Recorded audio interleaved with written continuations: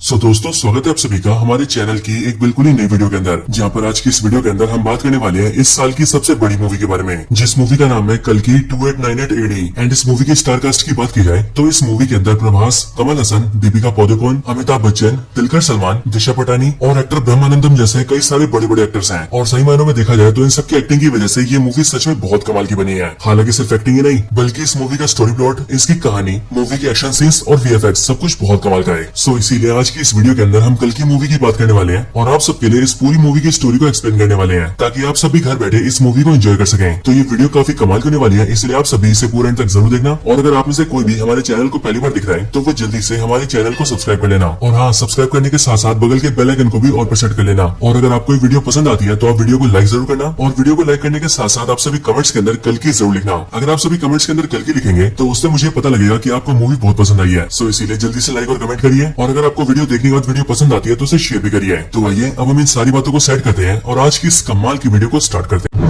तो कल की मूवी की स्टार्टिंग होती है आज से कई हजार साल पहले से, बिल्कुल उस टाइम से जिस टाइम पर महाभारत का वॉर चल रहा था। और इसीलिए महाभारत के वॉर के अंदर हम ये देखते हैं कि पांडवों की सेना ने कौरवों की सेना को हरा दिया होता है। इसीलिए अश्वत्थामा को छोड़कर बाकी सारे लोग मारे जाते हैं। एंड यहीं पर हम ये देखते हैं कि महाभारत के टाइम में अश्वत्थामा और कोई नहीं बल्कि अमिताभ बच्चन होते हैं। वॉर के अंदर अश्वत्थामा जब ये देखते हैं कि पांडवों ने न सिर्फ उनके सारे दोस्तों कौरवों को मार दिया है, बल्कि उसके साथ ही पांडवों ने मिलकर उनके फादर द्रोणाचार्य को भी मार दिया है। और इसीलिए ये सारी चीजें देखकर अश्वत्थामा को बहुत गुस्सा आता है एंड वो सीधा ब्रह्मास्त्र को समन करता है। और क्योंकि इस टाइम पर अर्जुन के बेटे अभिमन्यु की वाइफ प्रेग्नेंट होती है, इसलिए अश्वत्थामा अपने ब्रह्मास्त्र से सीधा उस पर अटैक करता है, जिसके बाद ही अभिमन्यु की वाइफ के पेट में जो बच्चा होता है वो ब्रह्मास्त्र के अटैक से मारा जाता है। अब इस चीज को भगवान श्री कृष्ण देखते हैं एंड इसीलिए इस चीज को देखकर लॉर्ड कृष्ण को बहुत गुस्सा आता है। और इसीलिए पहले तो वो अश्वत्थामा को काफी बीट करते हैं एंड फिर उसके बाद ही वो अश्वत्थामा को श्राप देते हैं कि अब उसे ना चाहते हुए भी जिंदा रहना पड़ेगा। और वो बेशक से मरने की भीख मांगेगा लेकिन तभी वो जिंदा रहेगा, और जब तक पूरा कलयुग खत्म नहीं होता तब तक उसकी सांसें चलेंगी। लेकिन श्राप मिलने के बाद ही अश्वत्थामा को ये रियलाइज होता है कि उसने बहुत ही बड़ी गलती कर दी है। एंड इसीलिए वो लॉर्ड कृष्ण से कहता है कि अब वो अपनी गलती समझ चुका है, इसीलिए वो पश्चाताप करना चाहता है। और फिर ये सुनकर ही लॉर्ड कृष्ण उसे पश्चाताप करने का मौका देते हैं। यहीं पर ही लॉर्ड कृष्ण अश्वत्थामा को बताते हैं कि अब आने वाला जो युग है वो है कलयुग, और उसी कलयुग के अंदर कली होगा जो कि एक बहुत ही पावरफुल डीमन होगा और वो दुनिया को बर्बाद करके रख देगा। लेकिन फिर उसी को मारने के लिए भगवान श्री कृष्ण जन्म लेंगे, वो भी कल की अवतार के अंदर। लेकिन हाँ, जब कल की अवतार जिस माता के जरिए जन्म ले रहे होंगे, कल की उसी माता को जन्म लेने से रोकेगा ताकि कल की का जन्म न हो सके। और इसीलिए उसी टाइम पर अश्वत्थामा को उनकी मदद करनी होगी और ये मेक श्योर करना होगा कि कल की अवतार का जन्म हो। अब ये सब होने के बाद ही 6000 साल बीत जाते हैं और 6000 साल बीतने के बाद ही कहानी प्रेजेंट में आती है। कहानी के प्रेजेंट टाइम में आने के साथ ही हम ये देखते हैं कि महाभारत वॉर के खत्म होने के साथ ही कलयुग की शुरुआत हो गई थी। और इसीलिए इस कलयुग के अंदर जितने भी लोगों ने जन्म लिया है उन सभी लोगों ने खुद को काफी ज्यादा इवॉल्व किया, वो काफी ज्यादा डेवलप हुए और उन्होंने बहुत ही एडवांस टेक्नोलॉजी भी बना ली। और सिर्फ ये नहीं बल्कि अपने अपने बचाव के लिए उन सब ने काफी पावरफुल और एडवांस वेपन्स भी क्रिएट किए। लेकिन अब क्योंकि कलयुग के इंसानों के अंदर बहुत ज्यादा गुस्सा और नफरत है, इसलिए अपने गुस्से और नफरत के चलते वो सब आपस में लड़ने लगे, जिसके रिजल्ट में उन सबके बीच वॉर छिड़ गई। एंड उन सारी वॉर्स के अंदर उन्होंने न सिर्फ एक दूसरे को मारा बल्कि एक दूसरे को मारने के साथ ही उन्होंने पूरी दुनिया को भी बर्बाद कर दिया। इसीलिए प्रेजेंट टाइम के अंदर हम ये देखते हैं कि अब पूरी दुनिया डिस्ट्रॉय हो चुकी है और इसीलिए पूरी दुनिया के अंदर सिर्फ एक ही ऐसा शहर है जो कि इस टाइम पर जीने लायक है, और उस शहर का नाम है काशी, जो कि इंडिया के अंदर है। इसके साथ ही यहीं पर हम ये भी जानते हैं कि असल में काशी दुनिया का पहला शहर भी है, यानी कि जब मानव सभ्यता बसना शुरू हुई थी तब उस टाइम पर काशी सबसे पहले बसाया गया था। यहाँ पर हमें पता लगता है कि काशी शहर को छोड़कर पूरी दुनिया के अंदर ऐसा कोई भी शहर नहीं है जो कि जीने लायक है, क्योंकि वो सारी जगह बर्बाद हो चुकी है। हालांकि यहाँ पर हम ये भी जानते हैं कि काशी के अलावा एक और ऐसा शहर है जो कि जीने लायक है, और उस शहर का नाम है शंबाला। लेकिन हाँ, मूवी के अंदर बहुत ही कम लोग ये जानते हैं कि शंबाला शहर कहाँ पर है। स्पेशली इसके बारे में सिर्फ वही लोग जानते हैं जो कि शंबाला में रहते हैं। अब मैं आप सबको इन रियलिटी बताऊं तो एक्चुअल रियलिटी के अंदर शंबाला नाम का कोई शहर नहीं है। लेकिन हाँ, अगर बुद्धिस्ट रिलीजन की माने तो बुद्धिस्ट लोग ऐसा मानते हैं कि शंबाला नाम का एक शहर एग्जिस्ट करता है, और उनकी मान्यताओं के मुताबिक ये शहर हिमालय के अंदर है। बट एक्चुअल में इसके बारे में कोई नहीं जानता है। और इसीलिए जिस तरह से इन रियलिटी शंबाला एग्जिस्ट करता है, ठीक उसी तरह से इसे मूवी में भी दिखाया गया है, क्योंकि मूवी में भी शंबाला शहर के बारे में कोई भी नहीं जानता है और ये भी एक छुपी हुई शहर है जिसका लोकेशन बहुत कम लोगों को पता है। अब काशी शहर के अंदर हम ये देखते हैं कि काशी के अंदर कई सारे लोग हैं और उन सब में से कुछ लोग अमीर हैं और बाकी सब लोग गरीब हैं, और इसीलिए जो भी लोग गरीब हैं उनकी जिंदगी बहुत बुरी है। इसके साथ ही काशी शहर के मिडिल एरिया के अंदर एक कॉम्प्लेक्स नाम की बहुत बड़ी जगह है जो कि देखने में एक उल्टे से ट्रायंगल जैसा दिखता है, लेकिन ये कॉम्प्लेक्स नाम का ऑब्जेक्ट काफी ज्यादा बड़ा है और इसके अंदर खाना, साफ पानी, साफ एयर, अच्छे कपड़े, अच्छे घर, पेड़ पौधे, साफ नदियां, साफ जंगल और इस तरह की सारी चीजें हैं। एंड इसीलिए जो भी अमीर लोग हैं वो सब लोग इसके अंदर रहते हैं। हालांकि इस कॉम्प्लेक्स को काफी सिस्टमेटिकली तरीके से चला जाता है और जो इस पूरे कॉम्प्लेक्स को रूल करता है उसे सुप्रीम कहा जाता है। पूरा नाम कहे तो सुप्रीम यास्किन। अब ये जो सुप्रीम यास्किन है ये ना सिर्फ पूरे कॉम्प्लेक्स को रूल करता है, बल्कि इसके साथ ही सब कुछ को मैनेज करने के लिए इसके पास खुद की आर्मी भी है, जिस आर्मी के सोल्जर्स इसके कहने पर सारे काम करते हैं। और इन सारी आर्मी को मैनेज करने के लिए इसके पास एक कमांडर भी है, जो कमांडर ही आर्मी को ऑर्डर्स देता है। इसके साथ ही हम ये भी जानते हैं कि पूरे कॉम्प्लेक्स से लेकर पूरे काशी शहर के अंदर कोई डॉलर या फिर रुपीस जैसी करेंसी नहीं चलती, बल्कि यहाँ पर जो चलता है उसे यूनिट्स कहते हैं, और ये यूनिट्स ही यहाँ के पैसे के बराबर है। और इसीलिए जो भी रिच आदमी इस कॉम्प्लेक्स के अंदर रहना चाहता है, उसे यहाँ पर आने के लिए 1 मिलियन यूनिट्स देने पड़ते हैं। यानी कि सिंपली 1 मिलियन यूनिट्स दीजिए और फिर उसके बाद से आप कॉम्प्लेक्स के अंदर रह सकते हैं। लेकिन 1 मिलियन यूनिट्स का मतलब है 10 लाख यूनिट्स, और इतने ज्यादा यूनिट्स किसी गरीब आदमी के पास नहीं है, इसीलिए उन सबको कॉम्प्लेक्स के बाहर रहना पड़ता है। लेकिन हाँ, वो सभी कॉम्प्लेक्स के अंदर जाने का सपना जरूर देखते हैं। अब इसके बाद ही एंट्री होती है हमारी मूवी के मेन हीरो की, यानी कि रेबल स्टार प्रभास की, जिनके कैरेक्टर का इस मूवी के अंदर नाम है भैरवा। भैरवा की एंट्री होने के साथ ही हम ये जानते हैं कि भैरवा काशी शहर के अंदर ही रहता है। लेकिन हाँ, भैरवा की कोई फैमिली नहीं है, ना ही उसके मदर और फादर है और ना ही भाई बहन है, एंड इसीलिए भैरवा अकेला अपनी जिंदगी बिताता है। लेकिन इसके साथ ही हम ये भी जानते हैं कि भैरवा काफी अच्छा फाइटर है और वो लड़ने के बहुत सारे तरीके जानता है। अब वैसे देखा जाए तो साउथ इंडियन फिल्मों के जितने भी हीरो होते हैं वो सब लड़ने में तो वैसे एक्सपर्ट होते हैं, इसलिए यहाँ पर भैरवा यानी कि प्रभास भी बाकियों से काफी पावरफुल है। हालांकि इसके साथ ही हम ये भी देखते हैं कि भैरवा एक काफी अच्छा इंसान है। लेकिन हाँ, भैरवा का भी ये सपना है कि वो एक दिन कॉम्प्लेक्स के अंदर जाए और वहाँ जाकर एक मजे की जिंदगी बिताए। लेकिन हाँ, अब क्योंकि कॉम्प्लेक्स के अंदर जाने के लिए 1 मिलियन यूनिट्स देने पड़ते हैं, इसलिए भैरवा अब तक कॉम्प्लेक्स के अंदर नहीं जा पाया है, क्योंकि उसके पास इतने यूनिट्स ही नहीं है। और इतने सारे यूनिट्स तो क्या, बल्कि उसके पास कुछ भी नहीं है, इसीलिए वो दूसरों से यूनिट्स मांग मांग के उधारी पे जीता है और टाइम से किसी का भी उधार नहीं चुकाता है। हालांकि एक दिन हम ये देखते हैं कि काशी के अंदर शंबाला का एक स्पाई घुस जाता है और इसीलिए उसे कई सारे गुंडे पकड़ रहे होते हैं, क्योंकि शंबाला से जो भी लोग आते हैं या फिर स्पाई आते हैं, उन सबको पकड़कर अगर कॉम्प्लेक्स को सौंपा जाए तो कॉम्प्लेक्स के सोल्जर्स का कमांडर उस आदमी को काफी बड़ी बाउंटी देता है, मतलब कि काफी बड़ा इनाम देता है। और इसलिए यहाँ पर जैसी भैरवा उस स्पाई को देखता है, वैसे वो उन सारे गुंडों से फाइट करता है और उन सबको बीट करके शंबाला के स्पाई को पकड़ लेता है। हालांकि उससे पकड़ने के बाद ही भैरवा को पता लगता है कि असल में शंबाला का वो स्पाई एक आम आदमी है, जो कि बस यहाँ पर कॉम्प्लेक्स की तहकीकात करने आया है। लेकिन अब क्योंकि उसे तो सिर्फ यूनिट चाहिए थे ताकि वो कॉम्प्लेक्स के अंदर जा सके,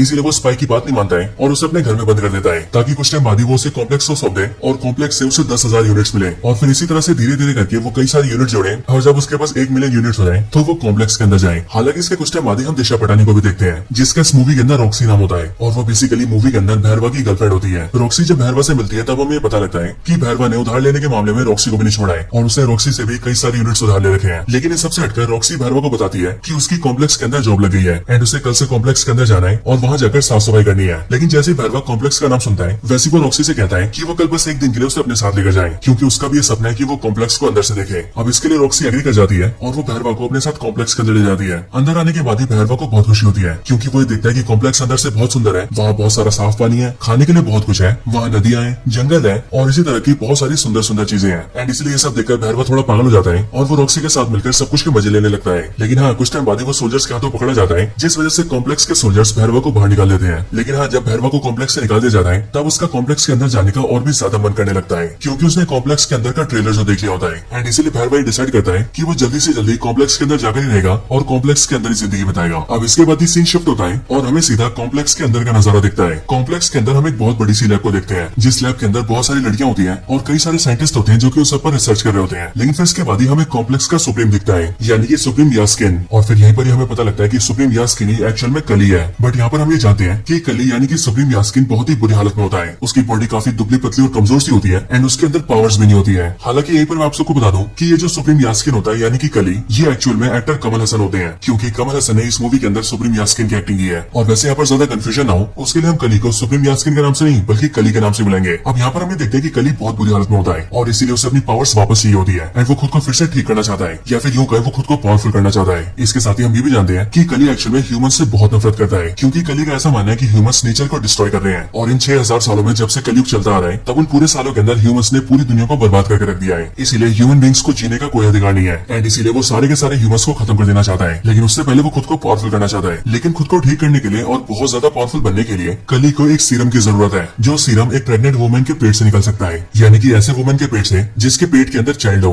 और इसके लिए कली ने एक बहुत बड़ी लैब बना रखी है एंड उस लैब में काम करने के लिए उसके पास सारे टॉप साइंटिस्ट हैं और कली के पास जितने भी सोल्जर्स हैं वो उनकी मदद से बहुत सारी लड़कियों को पकड़ के लाता है और उन सबको अपनी लैब के अंदर कैद करके रखता है। और फिर उसके बाद ही कली उन सारी लड़कियों के अंदर सीडिंग करता है, जो कि बेसिकली एक साइंटिफिक एक्सपेरिमेंट है जिसके जरिए वो लड़कियों को प्रेग्नेंट करता है। लेकिन यहाँ पर वो नॉर्मल प्रेग्नेंट नहीं करता है, बल्कि वो सीडिंग करने के लिए किसी स्पेशल मेथड का यूज करता है और सीडिंग में कुछ स्पेशल मिलाता भी है, जिसके बाद लड़कियां प्रेग्नेंट होने लगती हैं। हालांकि यहाँ पर हम ये भी देखते हैं कि यहाँ पर जितनी भी लड़कियों के ऊपर सीडिंग की जाती है उनमें से सारी की सारी लड़कियां प्रेग्नेंट नहीं होती है। इसीलिए जो भी प्रेग्नेंट होती है उन सबको अलग जगह रखा जाता है एंड उन्हें रहने के लिए और खाने पीने के लिए सब कुछ बहुत ही बढ़िया दिया जाता है। लेकिन जो भी लड़कियां सीडिंग के बाद भी प्रेग्नेंट नहीं हो पाती उन सबको लैब के अंदर स्लेव बनाया जाता है, यानी कि गुलाम। और फिर वही सारी स्लेव लड़कियां सभी प्रेग्नेंट हुई लड़कियों की सेवा करती हैं और जो भी उन्हें हेल्प चाहिए होती है वो सारी हेल्प भी करती है। हालांकि यहीं पर हम ये भी जानते हैं कि कली को जिस सीरम की जरूरत है वो सीरम उसी प्रेग्नेंट लड़की के पेट से निकल सकता है जो कि 121 डेज से ज्यादा टाइम से प्रेग्नेंट हो, यानी कि वो कम से कम 4 महीने की प्रेग्नेंट हो। लेकिन यहाँ पर हम ये देखते हैं कि कली की सीडिंग की वजह से यहाँ लैब में जितनी भी लड़कियों को प्रेग्नेंट किया जाता है वो सभी लड़कियां 90 या फिर 91 डेज से ज्यादा जी नहीं पाती हैं। मतलब कि उन सबकी 3 महीने में ही मौत होने लगती है। लेकिन तब भी कली लगातार लड़कियों के ऊपर सीडिंग करवाता रहता है ताकि एक न एक दिन उसे ऐसी लड़की मिले जो कि 121 डेज से ज्यादा टाइम तक प्रेग्नेंट हो, और जिस दिन ऐसा हुआ उस दिन उसे सीरम मिल जाएगा। अब इन सबके बाद यहीं पर ही हम दीपिका पादुकोण को देखते हैं जो कि लैब के अंदर कैप्चर की हुई लड़कियों में से एक होती है। लेकिन हाँ, यहाँ पर हम ये देखते हैं कि दीपिका पादुकोण प्रेग्नेंट नहीं होती है, बल्कि वो उन लड़कियों में से एक होती है जो कि सीडिंग के बाद भी प्रेग्नेंट नहीं हो पाई थी, एंड इसीलिए वो यहाँ पर एक स्लेव की तरह काम करती है और जो भी प्रेग्नेंट है उन सबकी हेल्प करती है। इसके साथ ही हमें ये भी पता लगता है कि दीपिका पादुकोण जब बहुत छोटी थी तब उसी टाइम पर उसके पेरेंट्स ने उसे कॉम्प्लेक्स के अंदर भेज दिया था, इसीलिए वो बचपन से यहाँ पर है। इसके साथ ही उसका जो नाम है वो यहाँ पर सम 80 रखा गया है, यानी कि SUM सम और 80। हालांकि कुछ दिनों के बाद ही हम ये देखते हैं कि एक्चुअल में दीपिका पादुकोण यानी कि सम 80 प्रेग्नेंट है और उसे प्रेग्नेंट हुए टोटल 5 महीने हो चुके हैं, यानी कि 150 डेज से भी ज्यादा। और सच में ये बहुत ही बड़ी बात थी, लेकिन एक्चुअल में दीपिका ने इस बात को सबसे छुपा कर रखा था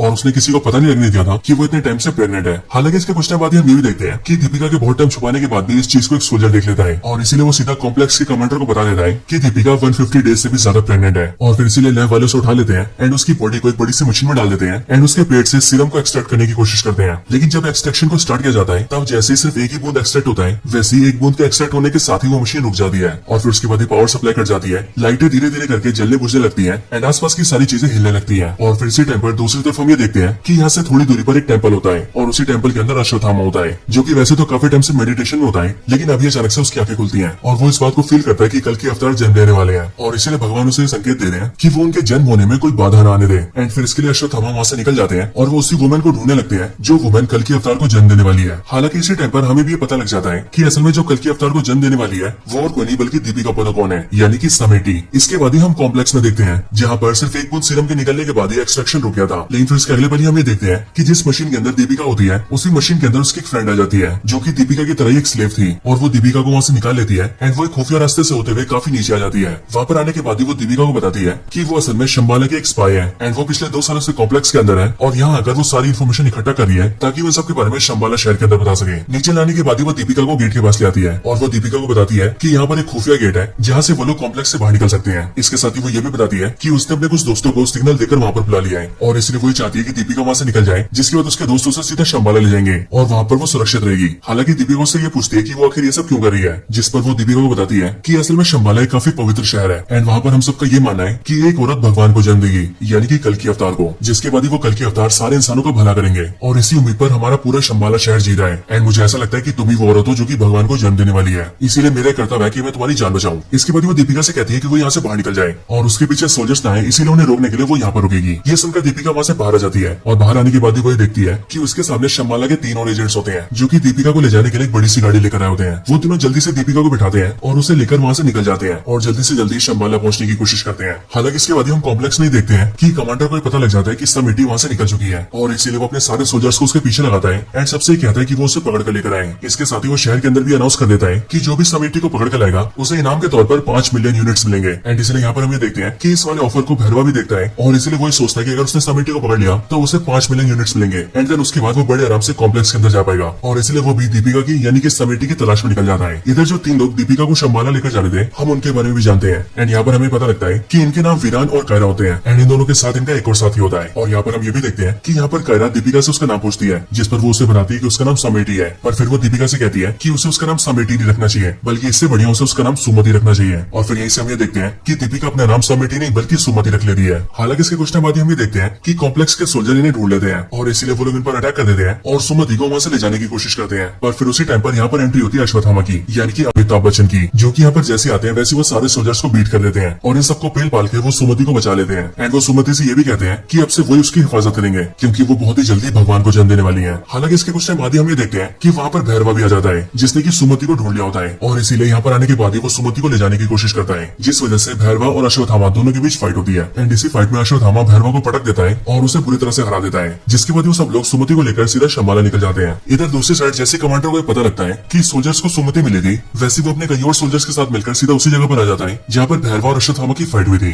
लेकिन वहाँ पर आने के बाद ही वो देखता है कि वहाँ पर उसके सारे सोल्जर्स की लाशें पड़ी है। इसके साथ ही वहाँ पर भैरवा भी पड़ा हुआ है जो कि अश्वत्थामा से फाइट हार गया था। यहाँ पर कमांडर भैरवा को अरेस्ट करने के ऑर्डर्स देता है, इसलिए सोल्जर्स भैरवा को अरेस्ट कर लेते हैं। लेकिन अरेस्ट होने के बाद ही भैरवा कमांडर से कहता है कि जब वो लोग सुमति को यहाँ से लेकर जा रहे थे तब उसने ये सुना था कि वो लोग शंबाला जा रहे हैं और कोई भी नहीं जानता कि शंबाला कहाँ पर है, लेकिन वो अकेला सा इंसान है जो कि शंबाला जा सकता है। इसीलिए अगर कमांडर उसे सिर्फ एक मौका देंगे तो वो उनके लिए सुमति को ले आएगा। ये सुनकर कमांडर एग्री कर जाते हैं और वो भैरवा को एक मौका देते हैं और वो उससे कहते हैं कि अगर वो सुमति को शंबाला से लेकर आ गया तो फिर उसके बाद वो खुद ही उसे कॉम्प्लेक्स के अंदर एंट्री देंगे एंड फिर उसके बाद से वो कॉम्प्लेक्स के अंदर बड़े आराम से रह पाएगा। अब इसके बाद ही भैरवा सीधा अपने घर आता है और घर आकर शंबाला के उस स्पाई को आजाद कर देता है जिसे उसने आज से काफी टाइम पहले पकड़ा था। हालांकि इसे आजाद करने के बाद ही भैरवा से ट्रक में फंसाता है क्योंकि भैरवा उससे कहता है कि अब कॉम्प्लेक्स वाले उसे कभी भी कॉम्प्लेक्स के अंदर एंट्री नहीं देंगे और इसीलिए उसे किसी को पकड़ने का कोई फायदा नहीं है एंड इसीलिए वो उसे इस टाइम पर आजाद कर रहा है। पर ये बात सुनकर शंबाला का जो स्पाई होता है वो भैरवा से कहता है कि उसे कॉम्प्लेक्स के अंदर जाने की ज्यादा सोचनी भी नहीं चाहिए, बल्कि इसकी वजह उसे उसके साथ शंबाला जाना चाहिए जो कि वैसे ही काफी सुंदर शहर है और वहाँ पर उनके साथ जाकर उसे अच्छाई का साथ देना चाहिए क्योंकि कॉम्प्लेक्स वाले बहुत ही बुरे इंसान है। ये सुनकर भैरवा एग्री कर जाता है क्योंकि एक्चुअल में ये उसके प्लान का हिस्सा होता है और फिर वो शंबाला के उस स्पाई के साथ सीधा शंबाला जाता है एंड शंबाला के अंदर आते ही वो शंबाला के स्पाई को यानी कि अपने साथी को बेहोश कर देता है और फिर वो उसे धोखा देकर सीधा सुमति के पास जाता है और वो सीधा अश्वत्थामा का रूप ले लेता है और अश्वत्थामा के रूप में आकर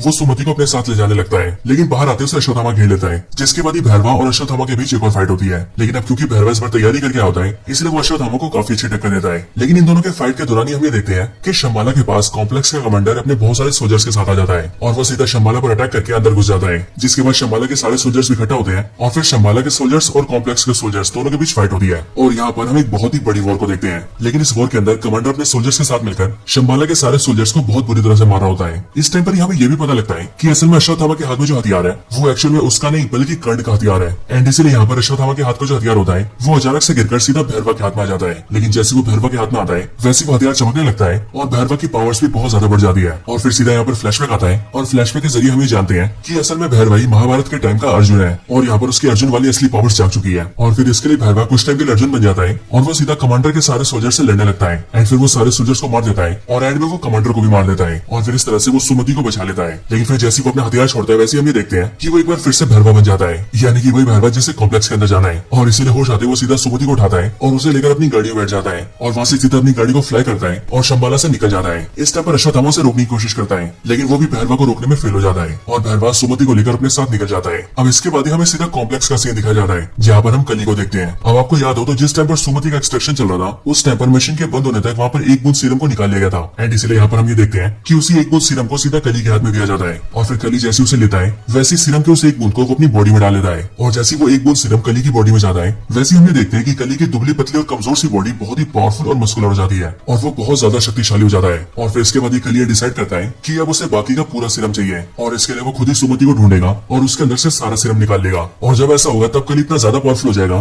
कि तब उसे रोकने वाला कोई भी नहीं होगा, यहाँ तक कि भगवान भी नहीं। हालांकि दोस्तों यहीं पर ये मूवी एंड हो जाती है और इसीलिए जब इस मूवी का नेक्स्ट पार्ट आएगा तभी हमें ये पता लगेगा कि इसकी आगे की स्टोरी में क्या होने वाला है। लेकिन हाँ दोस्तों तब तक के लिए इसकी स्टोरी यहीं पर एंड होती है।